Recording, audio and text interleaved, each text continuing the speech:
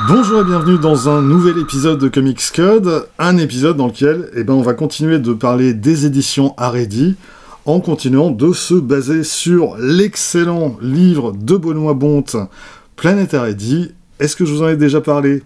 Oui, et tant mieux, parce que c'est vraiment très très bien. Alors, jusqu'à présent, quand on parlait de comics chez Haredi, on a essentiellement, et même quasi exclusivement, parlé de DC Comics. Alors ça va changer à partir de 1971, quand Haredi va commencer à aller faire aussi son marché chez un autre éditeur américain, un éditeur qui avait commencé à être publié en France à partir de 1969 par une autre maison d'édition française, les éditions Lug. Je parle évidemment de Marvel Comics. Et alors, les premières bandes Marvel, pour ce que j'en sais, et d'après les quelques fouilles que j'ai faites, on les trouve en mai 1971, dans Aventure Fiction numéro 20. Alors, c'est un numéro que malheureusement j'ai pas, mais j'ai les suivants qu'on va pouvoir rapidement feuilleter. Alors, avant d'attaquer quand même, juste une petite remarque en passant, c'est que jusqu'à la fin des années 70, toutes les séries Marvel que Haredi va publier, ce sera dans ses revues petit format, noir et blanc. Dans la collection Pop Magazine qu'on a vue dans la vidéo précédente, qui était donc en grand format et en couleur, il n'y aura aucun titre Marvel. Alors, est-ce que c'est l'arrêt de Fantasque, puis de Marvel chez Lug, suite aux interventions de la commission de surveillance et de contrôle, qui a effrayé Haredi, qui s'est dit que ce serait quand même moins risqué de publier les titres de cet éditeur en petit format et en noir et blanc? Je sais pas, mais ça me paraît être une explication plausible. Alors, dans le numéro 20, en fait, on avait majoritairement des récits qui provenaient de chez DC, mais on avait aussi quelques cours d'histoire de chez Marvel. On avait un épisode d'Iron Man, Les Origines du Mandarin, qui était paru dans Tales of Suspense numéro 62. On avait une courte histoire de science-fiction dessinée par Steve Ditko, qui, elle, était parue dans Journey into Mystery. Et puis, on avait un épisode de Submariner des années 50.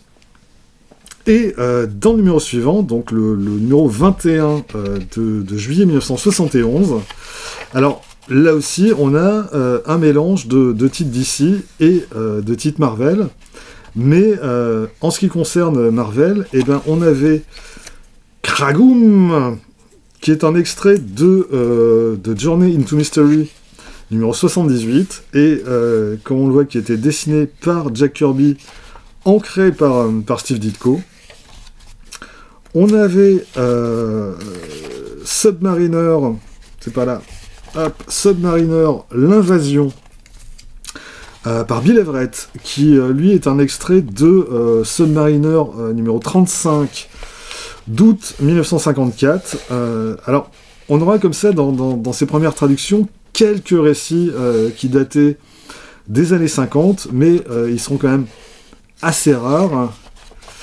Et puis ensuite, on a l'origine de Captain America, par Stan Lee et Jack Kirby. Là, c'est tiré de Tales of Suspense, numéro 63, et c'est la première histoire de Captain America publiée en France, qui revenait donc sur les origines du personnage.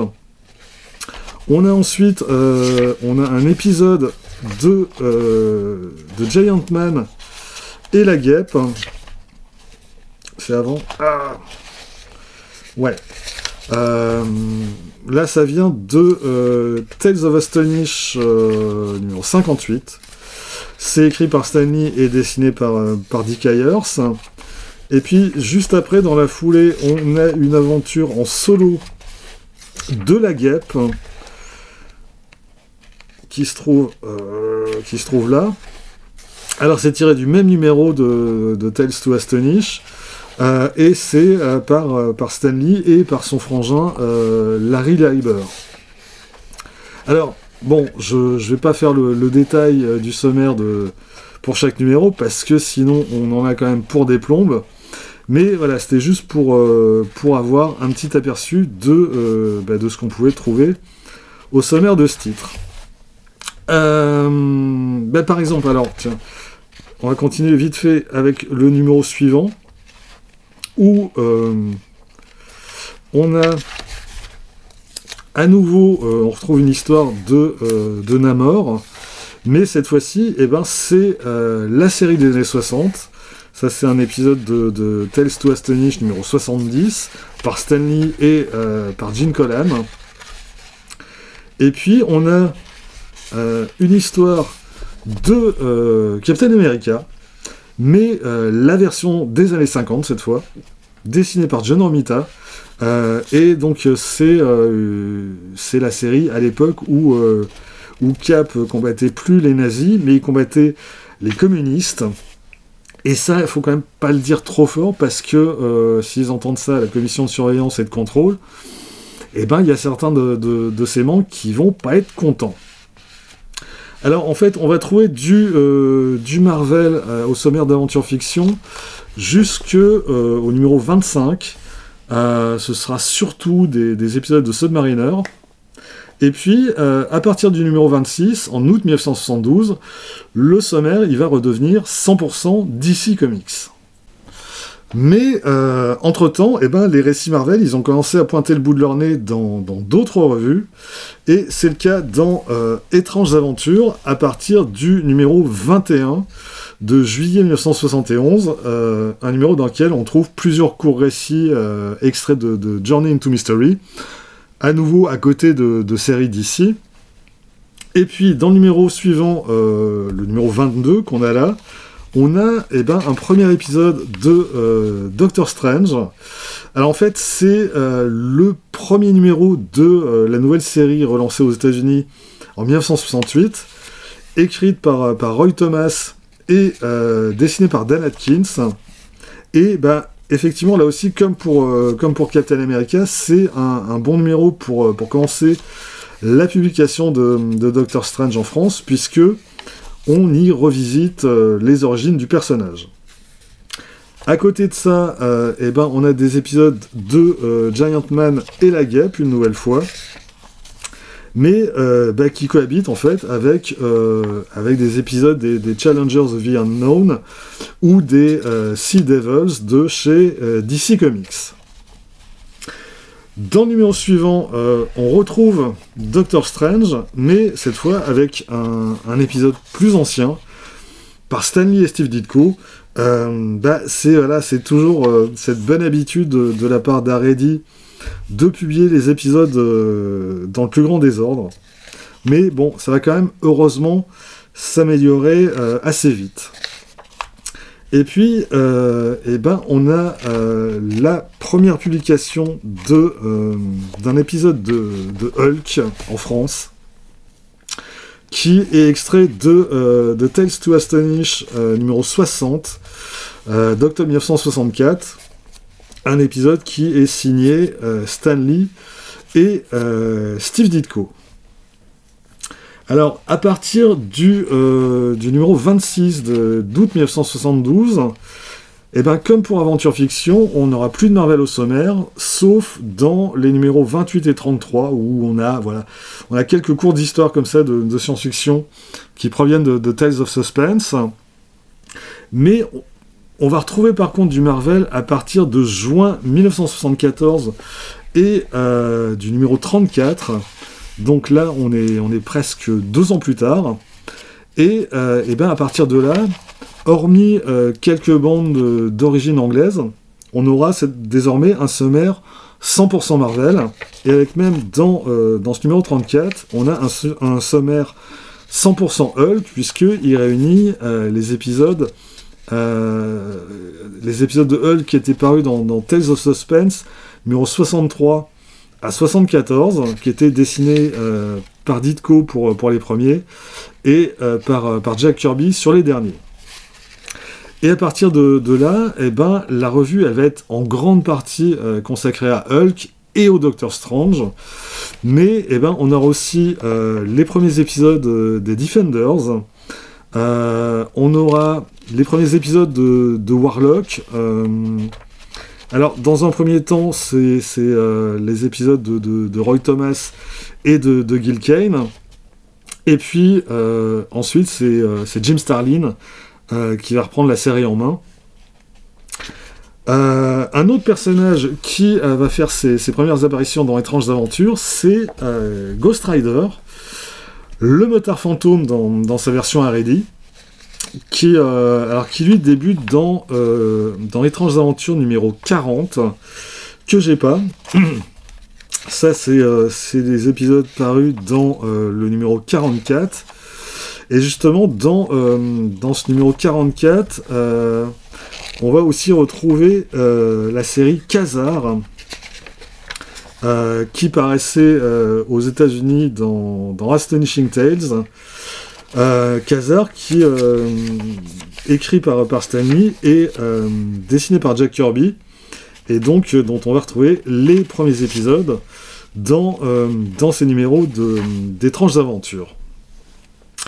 Je vais m'arrêter là pour Étranges Aventures. La série, elle va compter 78 numéros jusqu'en mars 1983. Alors en fait, on aura du Marvel jusqu'au numéro 70 en 1981, et puis ensuite ce sera à nouveau du DC Comics au sommaire, mais je pense qu'on aura l'occasion d'en parler. Avant ça, on va revenir à nouveau en 1971, avec un troisième titre qui va lui aussi accueillir des séries Marvel, c'est Eclipso, qui va compter des séries Marvel à partir du numéro 15, c'est celui-ci, d'août 1971. Et alors, dans ce numéro, on a quand même deux épisodes importants. On a tout d'abord Journey into Mystery numéro 83, qui est le premier épisode de Thor par Stan Lee et Jack Kirby. Et puis, plus loin, on va avoir Avengers numéro 1, qui commence là, voilà. À nouveau, c'est toujours du Stan Lee et du Jack Kirby. Et comme pour les deux autres revues, dans Eclipso aussi, au début, on a un mélange de séries Marvel et de séries DC. Et puis, à partir du numéro 20 de juillet 1972, DC disparaît au profit de Marvel.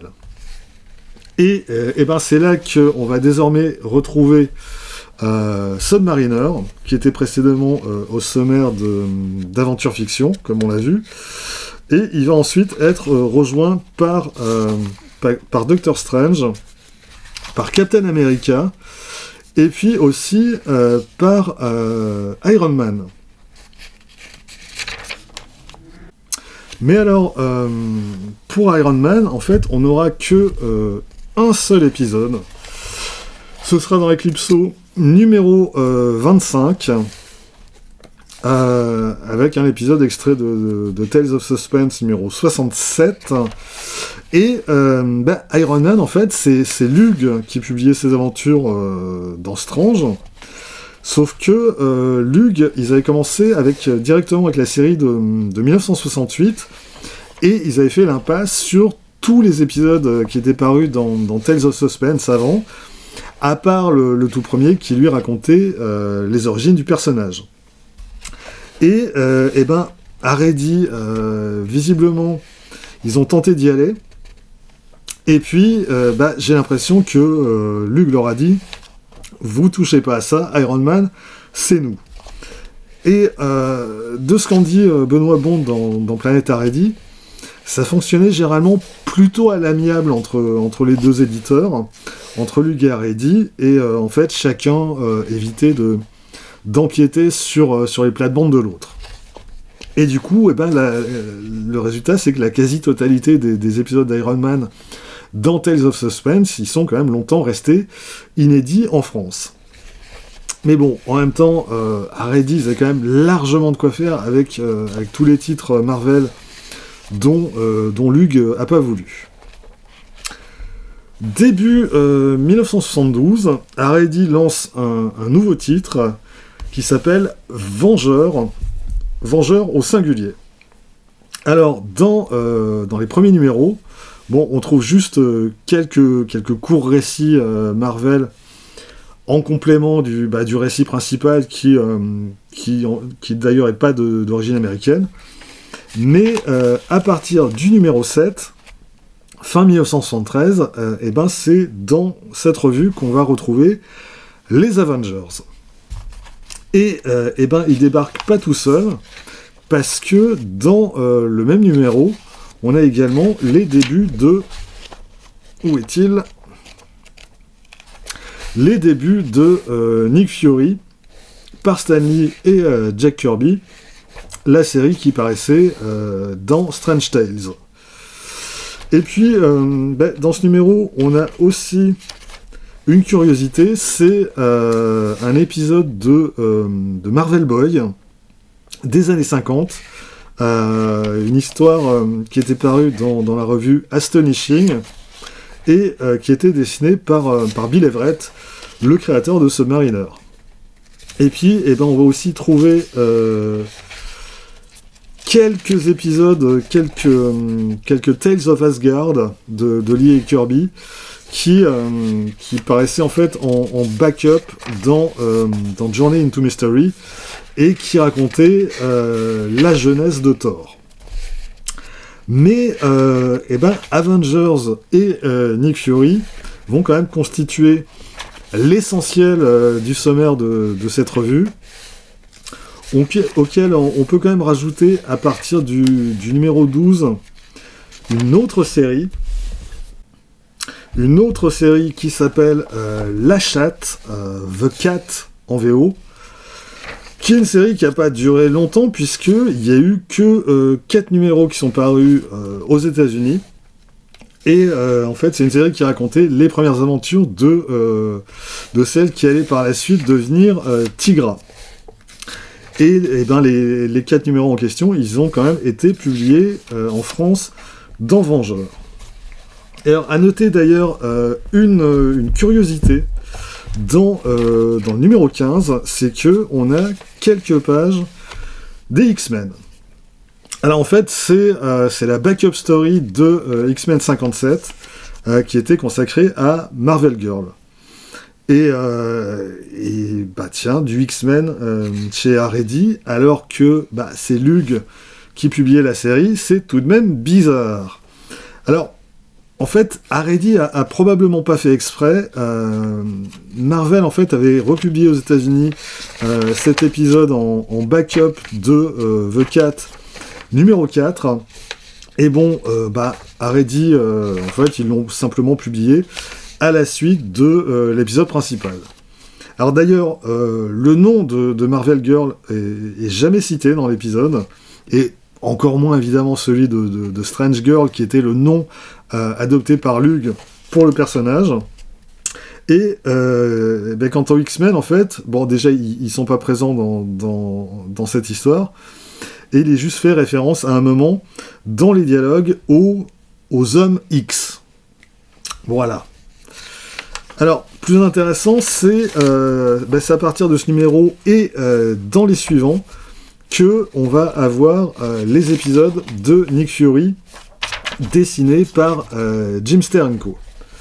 Alors, forcément, en petit format et en noir et blanc, ça perd quand même beaucoup de ses qualités, mais ça reste quand même la première publication en France de ces épisodes, et en fait ça restera même la seule jusqu'en 2014, et jusqu'à la sortie des intégrales Nick Fury chez Panini. Alors, Vengeurs va cesser de paraître en 1976, après seulement 18 numéros.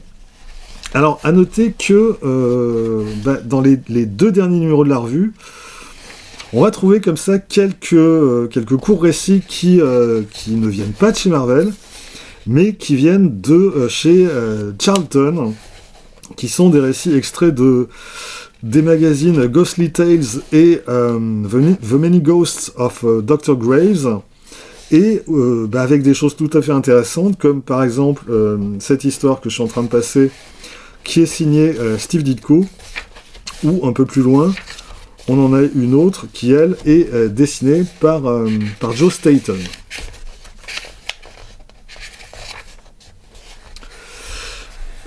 Donc, avec Vengeurs qui s'arrête, les aventures des Avengers, elles vont se poursuivre dans une nouvelle série, Submariner, dont je parlerai dans une prochaine vidéo. Et la suite de Nick Fury, quant à elle, on la trouvera dans L'Inattendu, qui est une autre revue lancée, elle, par Haredi en 1975. Et là aussi, j'y reviendrai prochainement. Mais je m'arrête ici pour aujourd'hui. Dans la prochaine vidéo, dans une semaine ou dans 15 jours, je sais pas encore, on va continuer de parler des séries Marvel publiées par Haredi, mais cette fois, on va aborder des titres plus horrifiques que super-héroïques. Voilà, c'est tout pour aujourd'hui, rendez-vous très vite pour la suite. D'ici là, vous pouvez vous abonner à cette chaîne, laisser un commentaire, partager cette vidéo sur les réseaux sociaux. Vous pourrez aussi, dès que j'aurai eu le temps de m'occuper d'eux, retrouver les lectures de Clark Kent et de Bad Quack sur Instagram, avoir ainsi un aperçu du thème des prochaines vidéos. Et vous pouvez surtout lire des comics. Soyez sages et à bientôt.